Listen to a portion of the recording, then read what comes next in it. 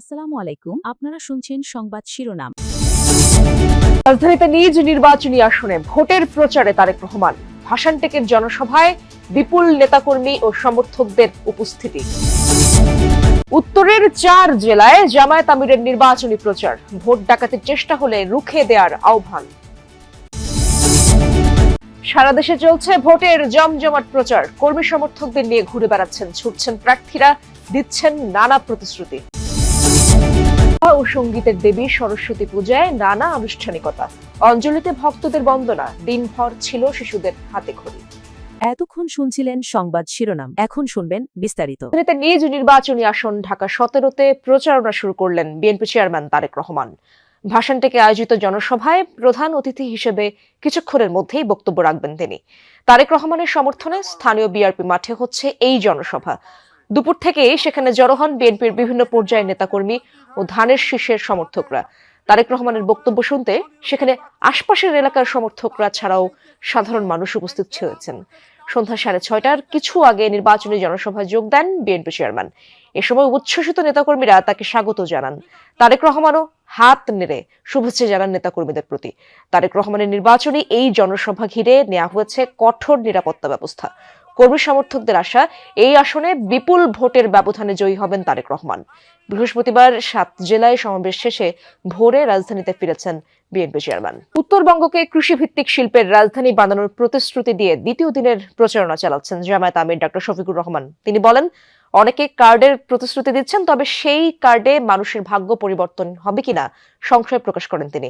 জামায়াত আমির বলেন, আসন্ন নির্বাচনে কেউ ভোট ডাকাতি করতে আসলে তাদের সম্মিলিতভাবে রুখে দিতে হবে।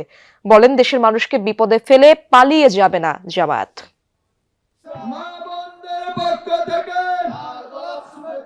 উত্তরাঞ্চল সফরের মধ্য দিয়ে দ্বিতীয় দিনের মতো নির্বাচনী প্রচারণা শুরু করেছেন জামাত নেতৃত্বাধীন 10 দলীয় নির্বাচনী ঐক্য। সর্ব উত্তরের জেলা পঞ্চগড় 1 আসন দিয়ে এই প্রচারণা শুরু।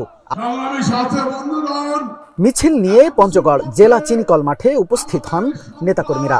তারা বলেন, দীর্ঘ 16 বছর পর একটি উৎসব মুখর নির্বাচন হওয়ায় খুশি তারা। জামাত এবার ইনশাআল্লাহ সরকার গঠন করবে। পঞ্চগড় 1 আসনে আমাদের সাজিদ ভাই বিপুল ভোটে শাপলাকলি মার্কায় ভোট পাবে। তিনি আমাদের জুলাই যোদ্ধা এবং কি তিনি সেই 5 আগস্টে প্রথম সারির সাজিদ আলম, অনেকেই তাকে ভোট দেবে ইনশাআল্লাহ। বিপুল ভোটে আমাদের পঞ্চায়েতে এমপি হবে ইনশাআল্লাহ। আমাদের 10 দলীয় ঐক্য জোটের মাধ্যমে সাজিদ ভাইকে এখানে প্রার্থী করা হয়েছে। ইনশাআল্লাহ বিপুল জয় হবে ইনশাআল্লাহ। 10 দলীয় ঐক্যের শীর্ষ নেতারা বলেন, নতুন করে ফ্যাসিবাদ জন্ম নিতে চাইলে তাদের 5 আগস্টের মতো প্রতিহত করা হবে। বাংলাদেশের টেকনাফ থেকে তেতুলিয়া, রূপসা থেকে পাথুরিয়া 1,47,570 বর্গ কিলোমিটারে শুধু একটাই ধরে হবে 10 দলীয় ঐক্যবদ্ধ বাংলাদেশ ইনশাআল্লাহ। আমরা 10 দল, বিশেষ করে আমাদের যদি সবাই আমরা সামনে সরকার গঠন করি, ন্যায় এবং ইনসাফ ভিত্তিক সমাজ প্রতিষ্ঠা করতে পারবে ইনশাআল্লাহ এবং চেষ্টা করব। প্রধান অতিথির বক্তব্যে জামাত আমির বলেন, একটি দল 5 বছর পর পর একবার দেখা দিয়ে বসন্তের কোকিলের মতো কুহু কুহু করে চলে যায়। ওরা জনগণের প্রতি 5 বছরে একবার দরদের হান্ডিতে জাল দেয় আর এটা উতলাইয়া উঠে। বাকি 4.5 বছর ওদেরকে আর হারিকেন জ্বালাইয়া খুঁজে পাওয়া যায় না। কেউ কেউ আবার বসন্তের কোকিল, বসন্তকাল আসলে আইসা বললে কুহু কুহু, এরপরে এদেরকে আর খুঁজে পাওয়া যায় না। উড়ে আসে জুড়ে বসে মানুষের সাথে, তৃণমূলের সাথে, গরিব দুঃখীদের সাথে এদের কোনো সম্পর্ক নাই। রাজধানীতে জমজমাট প্রচারে ব্যস্ত বিএনপি প্রার্থীরা। বংশালে ইশরাক হোসেন, মিরপুরে আমিনুল হক এবং জুরাইনে তানভীর আহমেদ সহ রাজধানীর বিভিন্ন এলাকায় ভোটারদের দ্বারে দ্বারে যাচ্ছেন প্রার্থীরা। উন্নয়ন প্রতিশ্রুতির পাশাপাশি কোনো অপপ্রচারে কান না দেওয়ার আহ্বান জানান তারা। সারা দেশেই নির্বাচনী আমেজ, ভোটারদের দ্বারে দ্বারে পৌঁছাচ্ছেন প্রার্থীরা। সুরিটোলার সরু এই মহল্লায় যেখানে পায়ে হাঁটাও কঠিন, সেখানে কয়েকশো নেতাকর্মী নিয়ে ভোটারদের কাছে ইশরাক হোসেন। ঢাকা ৬ আসনে বিএনপির প্রার্থী তিনি। নজর কাড়া সাজ পোশাকে কর্মী সমর্থকরা জানান স্বাগত। আমাকে একটা সুযোগ দেন, আপনাদের মূল্যবান ভোটটি দিয়ে আমাকে আপনাদের কাজ করার জন্য আগামী দিনে সুযোগ করে দিবেন এবং অবশ্যই 12 তারিখ ফেব্রুয়ারি আপনারা সকাল সকাল গিয়ে আপনারা ভোট কেন্দ্রে গিয়ে আপনাদের মূল্যবান ভোটটি দিবেন। ঢাকা ১৬ আসনের ধানের শীষের প্রার্থী জাতীয় ফুটবল দলের সাবেক অধিনায়ক আমিনুল হক পল্লবী থেকে দ্বিতীয় দিনের প্রচার শুরু করেন তিনি। বাড়ি বাড়ি গিয়ে এনআইডি নম্বর সংগ্রহকে ষড়যন্ত্র আখ্যা দেন। আমরা প্রত্যেকটি ঘরে ঘরে বিনামূল্যে স্বাস্থ্য সেবা পৌঁছে দিতে চাই।